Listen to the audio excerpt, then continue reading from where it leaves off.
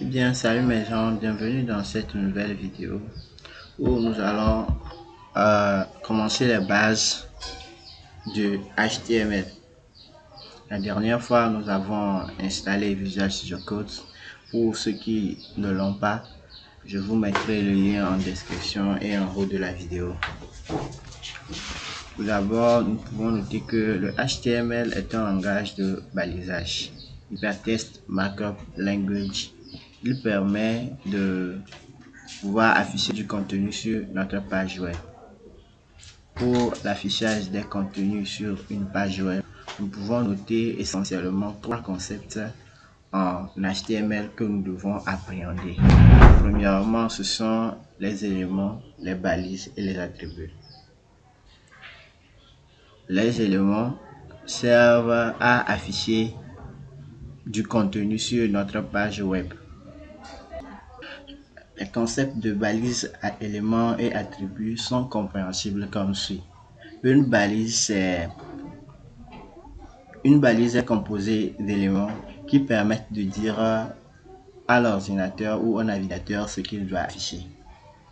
Et nous ouvrons cette balise par des chevrons ouvrants qui sont représentés par des signes inférieurs et supérieurs entre lesquels nous mettons des éléments. Par exemple, ici, c'est l'élément P qui permet d'afficher un paragraphe. Et ensuite, nous les refermons avec des chevrons ouvrant et fermant, mais juste près du nom de l'élément, un slash. Ensuite, nous écrivons le contenu de la balise.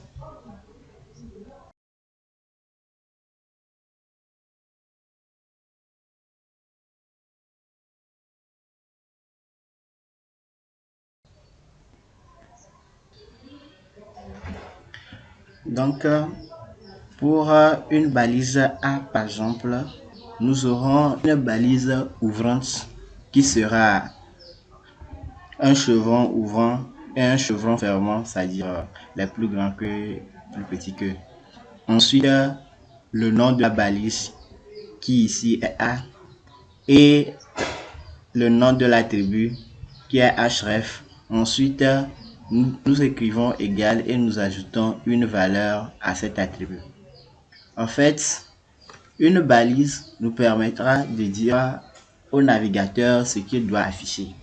Par exemple, ici, la balise A va dire au navigateur d'afficher visiter notre site web.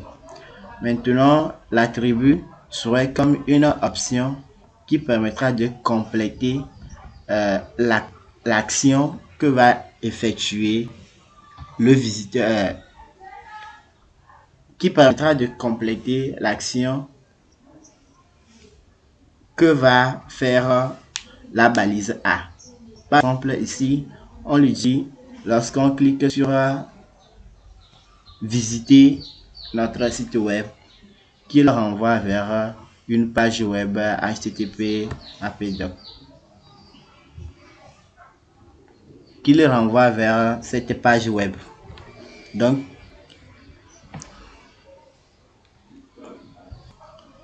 en HTML, nous pouvons noter deux types de balises qui sont les balises paires et les balises orphelines. Les balises paires sont composées de balises ouvrant comme celui de A ici et de balises fermantes. Par contre, les balises orphelines, eux autres, sont composées uniquement que de balises ouvrant soit fermant, mais ils contiennent quand même le nom de l'élément.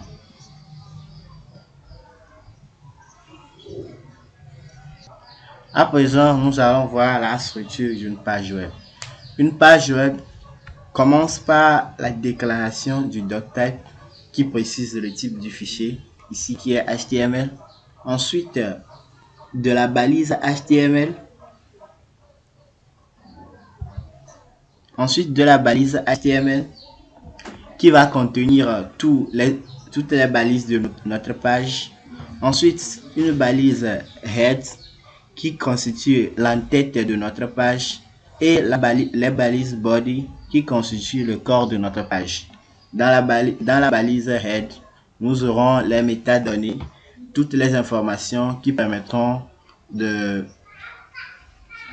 soit encoder la page, référencier notre site web ou donner des indications au moteur de recherche de Google. À présent, nous allons passer à notre éditeur de code pour expliciter cela avec quelques lignes de code et cela sera encore plus clair.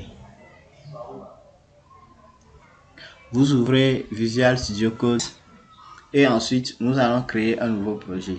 Pour créer un nouveau projet, vous créez un dossier n'importe où vous voulez sur votre ordinateur. Moi, je vais le créer sur mon bureau. Donc, je fais CTRL SHIFT N. Ensuite, le nouveau dossier est créé. Je lui donne un nom. Bon, je dis Learn HTML. Learn, ça suffit. Et maintenant, je le glisse dans Visual Studio Code. Donc, comment cela va se faire? Je le prends comme cela et puis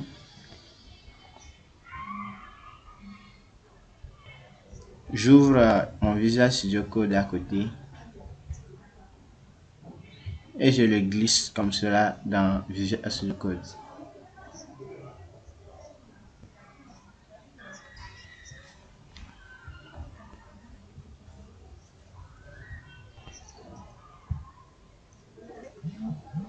À présent, vous aurez une interface comme ceci où vous aurez le nom de votre dossier ici. Nous allons créer une page HTML.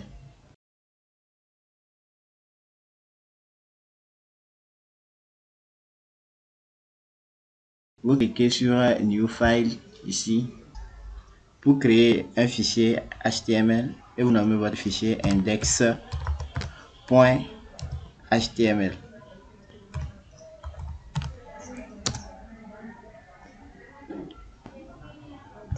Vous aurez une interface comme ceci.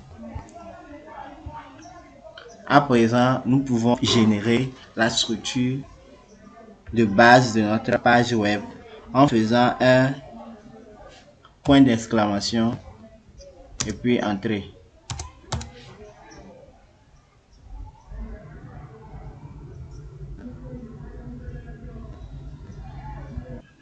Une fois vous créez votre fichier, vous allez dans File et puis vous venez vous crocher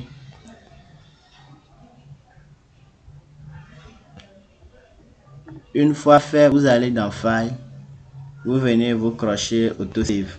À présent, quand vous rentrez dans File, vous verrez que Autosave est croché. Juste pour enregistrer les modifications que nous faisons sans que nous les enregistrions, quoi. Genre, Visual Studio Code va enregistrer automatiquement toutes les modifications que nous apportons à notre projet. À présent, nous pouvons générer la structure de base de notre page HTML en appuyant sur le point d'exclamation et puis entrée. Nous voyons que notre doctype est généré avec notre doctype est généré. À présent, nous pouvons passer à l'écriture des balises. Nous pouvons modifier d'abord le titre de notre page qui ici par exemple nous pouvons l'appeler accueil ou Coding Masterclass, Coding.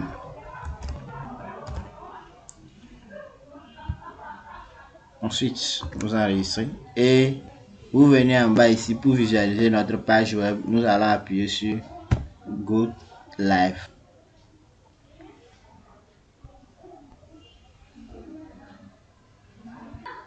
Donc, à présent, pour visualiser notre page web, nous aurons juste à cliquer sur Go Live. Vous verrez qu'il va ouvrir le navigateur et vous envoyer sur une page web vierge. Donc vous allez voir ici le nom de votre fichier index.html et vous allez voir le nom de la page web qui est ici, le titre coding. Maintenant, nous pouvons venir ajouter des éléments à notre site web. Par exemple, nous pouvons écrire du texte. Pour écrire du texte, nous avons les balises H. Nous avons les balises H de H1 à H6 qui permettent d'écrire. Donc, la balise H1, par exemple, nous allons écrire grand titre.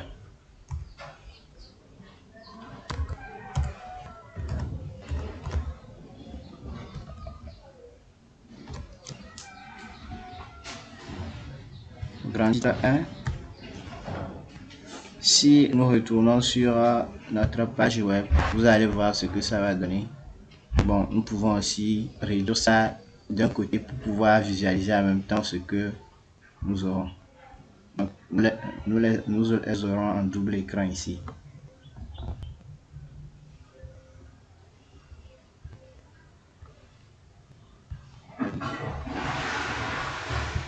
Donc c'est ainsi si nous revenons pour créer notre titre de niveau 2.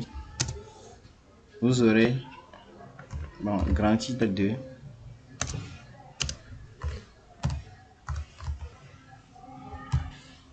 Vous voyez déjà que la taille est plus petite par rapport au premier titre. Ainsi de suite, nous pouvons aussi écrire un titre de niveau 3. Grand titre 3.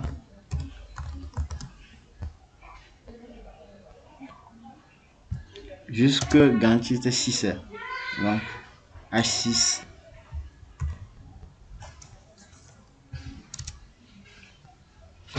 Grand titre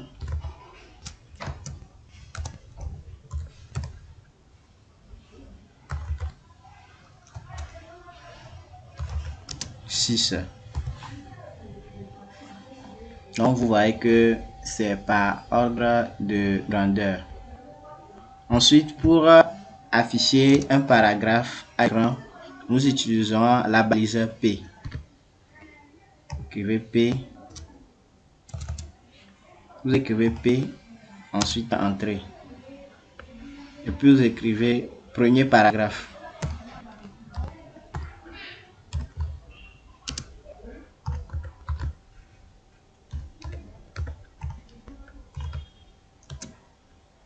Nous le verrons affiché ici, premier paragraphe.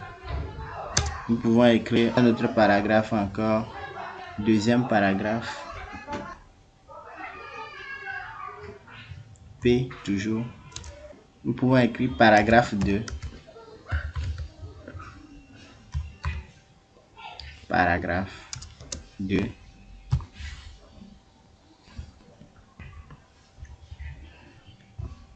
Nous pouvons utiliser une nouvelle balise qui serait la balise BR. La balise BR est une balise orpheline qui permet de dire au navigateur d'aller à la ligne. Par exemple, nous pouvons utiliser une balise P pour dire je m'appelle.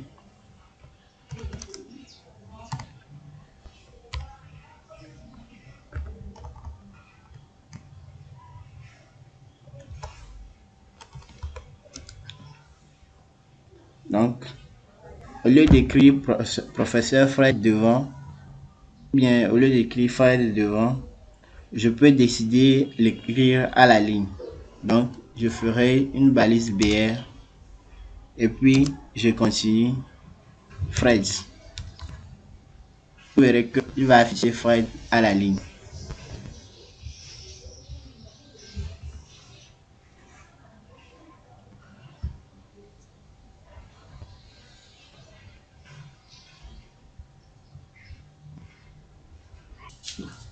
Nous pouvons tracer une ligne horizontale aussi en utilisant la balise orpheline HR. Trace une ligne horizontale. À présent, nous allons parler des listes. nous avons deux types de listes. Des listes ordonnées avec qui s'écrivent avec la balise OL entrée, et puis pour mettre les éléments de une liste ordonnée, on utilise LI, une autre balise LI. Par exemple, si nous voulons faire une liste des fournitures d'un élève, par exemple, nous pouvons faire LI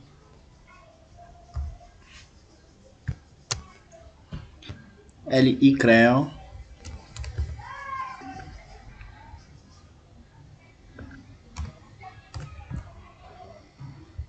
bic et cahier.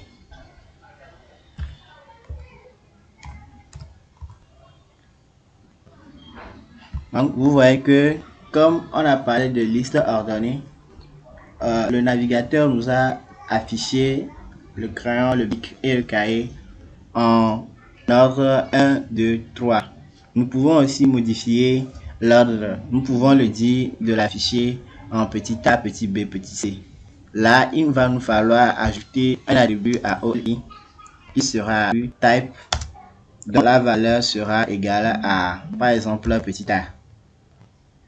Là, vous voyez que nous aurons, au lieu de 1, 2, 3, petit a, petit b, petit c, ou soit si nous voulons, nous pouvons mettre grand A. Et là, nous verrons que l'attribut, au lieu que ce soit petit a, petit b, petit c, c'est grand A, grand B, grand C. Avec les listes, nous pouvons aussi créer une liste non ordonnée en faisant UL. Ensuite, nous allons écrire LI. Bon, toujours la même procédure. 3. Et puis, nous écrirons crayon, bic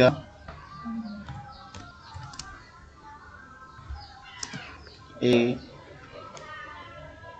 cahier.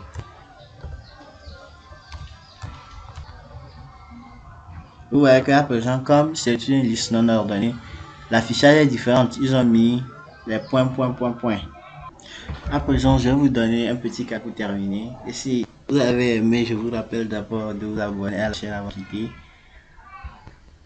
Je vais vous ajouter une nouvelle balise qui va permettre de mettre un test en défilement. C'est la balise marquée. Là, je vais mettre Coding Masterclass.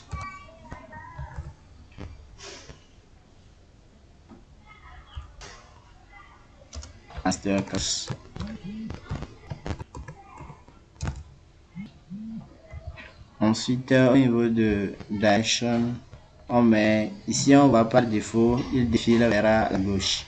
Nous pouvons mettre Right.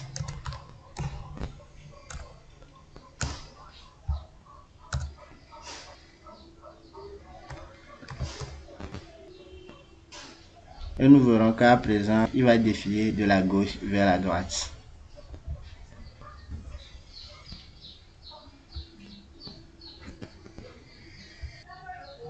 Bien, merci d'avoir suivi la vidéo jusqu'à la fin. Si vous avez aimé, abonnez-vous et likez la vidéo, partagez le maximum avec vos proches. Et on se retrouve dans une prochaine vidéo pour traiter des liens, des images, des vidéos, d'audio.